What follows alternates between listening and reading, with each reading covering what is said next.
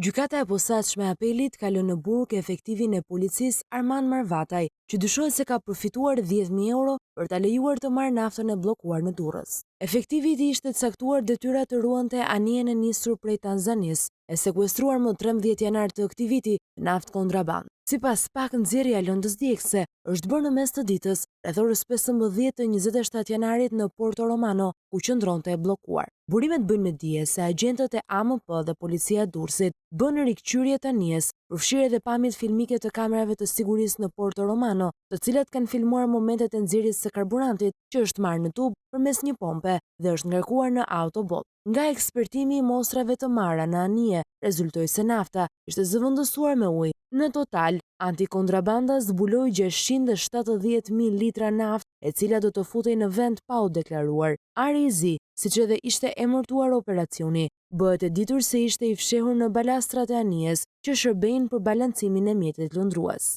Në akuzë u vun ekuipazhi, ndërsa 2 organizatorët që sipas policisë ishin banues në Zvicër u shpallën në kërkim.